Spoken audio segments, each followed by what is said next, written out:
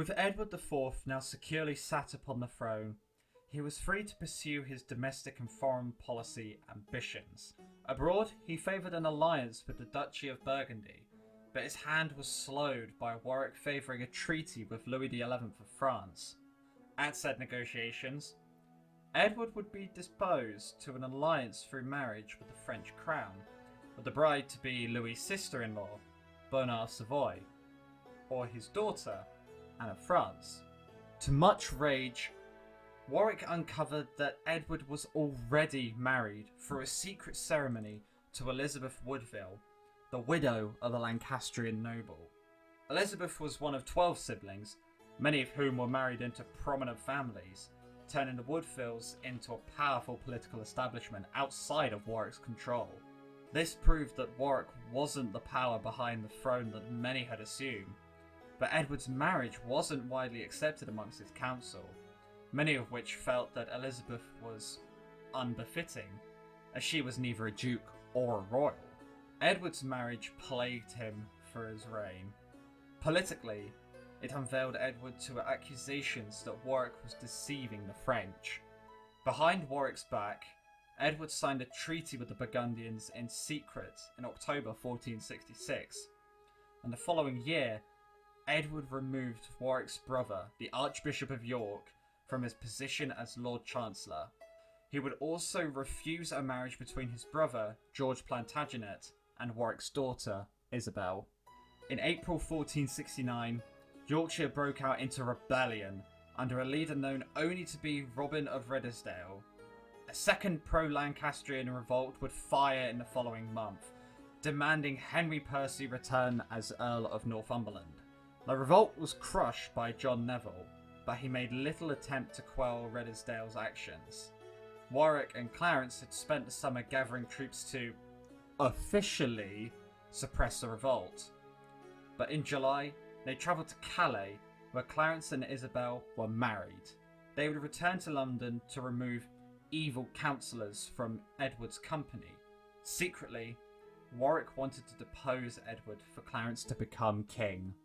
Redesdale defeated royal troops at Edgecote in late July 1469. Although it's suspected Redesdale was killed, the royal commanders, William Herbert, 1st Earl of Pembroke, and Humphrey Stafford, 1st Earl of Devon, were captured and killed as well. Edward IV was captured and held at Middleham Castle, but seeing that Warwick and Clarence held little public support, he was released in September to resume royal duties. In March 1470, Edward would rout the Yorkist rebels at Loosecoat Field and captured the rebel leader Baron Willoughby, who would name Warwick and Clarence as his partners and chief provokers of the rebellion. When physical proof was found, Warwick and Clarence fled to France, and Willoughby was executed.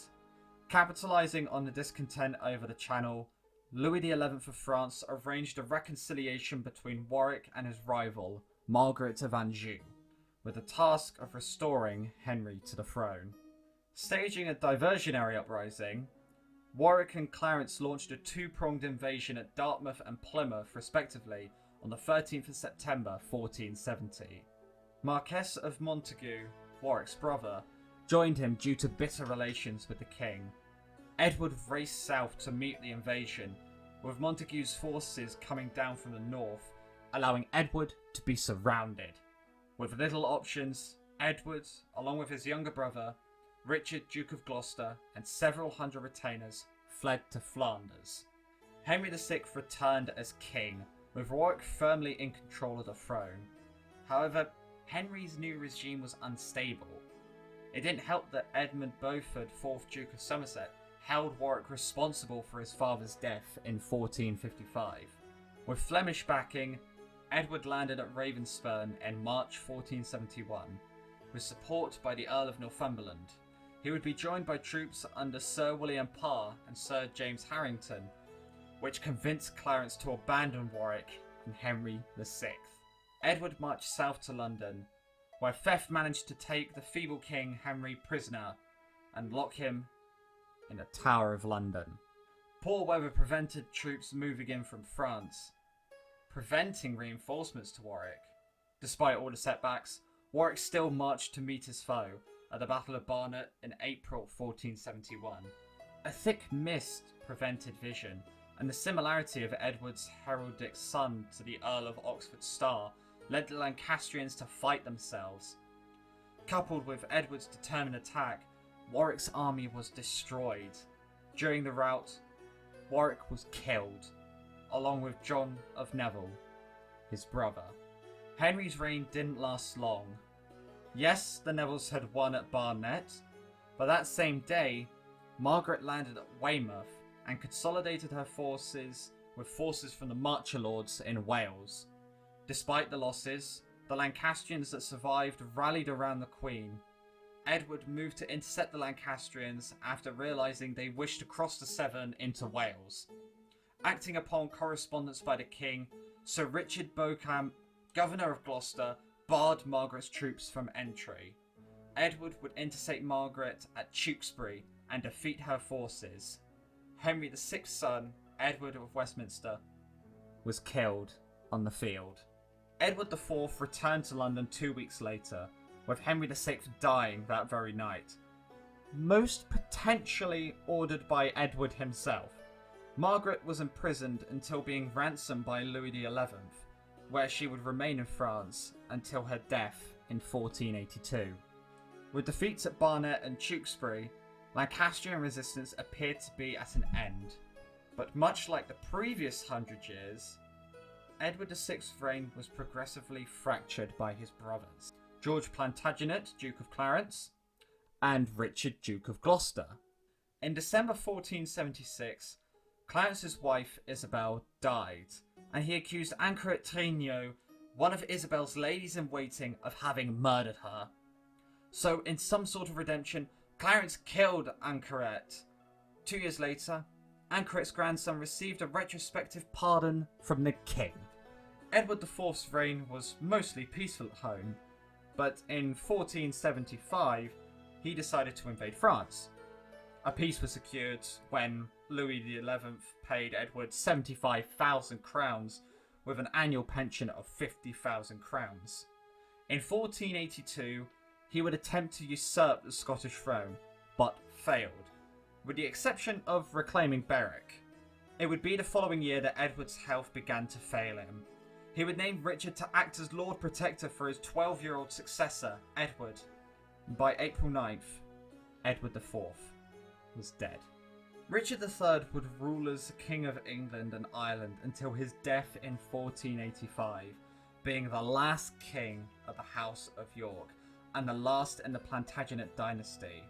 He would die during the Battle of Bosworth Field, subsequently the last battle in the Wars of the Roses, and marking an end to the Middle Ages in England. After Richard's death, Henry Tudor and his uncle Jasper Tudor landed in southern Wales with a force of French troops and marched through Pembrokeshire, adding more to their numbers. And it would be this force that would ultimately defeat Richard III. Henry Tudor would become Henry VII of England in October 1485 at Westminster Abbey, marrying Elizabeth of York in the following January.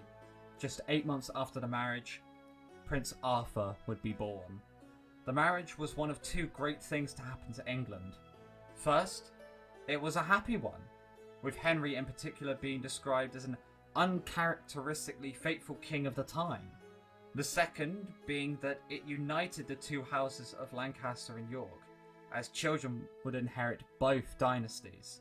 To say the situation was calm would be false, as Henry faced discontent on the home islands, notably a rebellion of the Stafford brothers, and Lincoln's rebellion, along with Warbeck's rebellion through the 1490s.